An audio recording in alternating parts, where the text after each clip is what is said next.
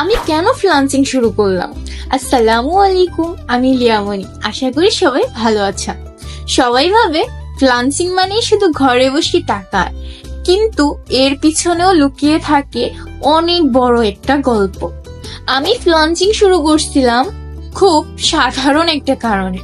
আমি চেয়েছিলাম নিজের মতো কিছু করতে, সময়, স্বাধীনতা আর নিজের একটা পরিচয় গড়ার মতো রাস্তা খুঁজছিলাম।